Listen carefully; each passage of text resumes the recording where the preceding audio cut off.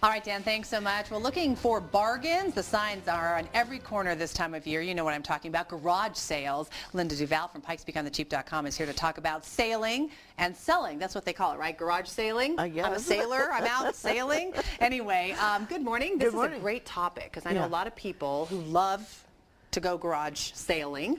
They're just thick this time of year. They're everywhere. You drive down any neighborhood, any weekend, and you see signs. And the early bird gets the worm, right? Well, so you kind of need to, get up early for these sales, don't you? Well, a lot of places will post their hours, and they don't want you there before 9 or something, and so you need to respect that. Okay. But you can. There's a website. You don't want to be loitering, right? No, Waiting, hanging outside their front door.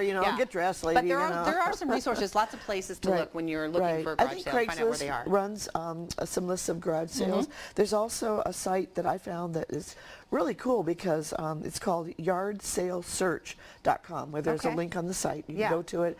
And when I went to it, it immediately popped up Colorado Springs. Interesting. Well, I don't know how it knew where I was from, but it knows.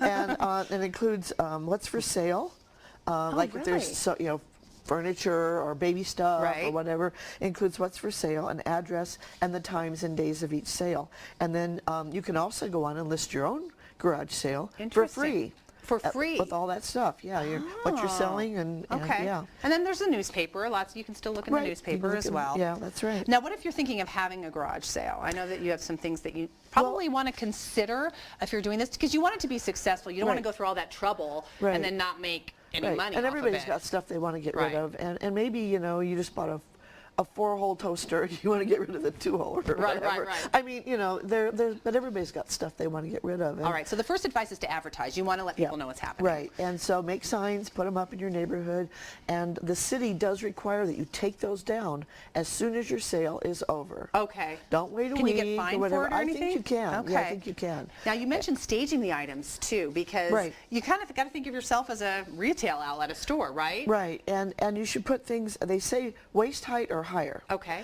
And then if you have clothing, if you can get racks to hang it on, maybe even one of those clothesline things or something. I've done that. I put a lot of the nicer clothes on hangers. It looks nicer, and it feels more like it's something valuable. Okay. Yeah. And then one of the things I always have trouble, and I scratch my head, I always ask my husband, I'm like, okay, what do we charge? This is a used item in most cases. Right. So how do you decide what you're going to charge for it? Generally you can probably get 10 to 25% of the value of the item, the original value, depending on its condition, of course. So that, that 2-slot toaster, maybe you spent $25 on it.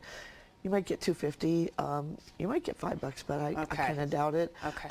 Most people are looking for bargains at garage sales. All right, we're almost running out of time. I know you say you want to have change ready to go because obviously people are going to maybe give you a 20, and if you're only charging $4, you need to have change. And you need to plan what you're going to do with all those leftover goods. Yes. There are some places, like if you have big things like a sofa or whatever and it's left over, some places will actually come and pick them up. Okay. But you need to schedule that in advance. You don't want to wait and leave yourself sitting out in the yard for 2 days and get it rained on.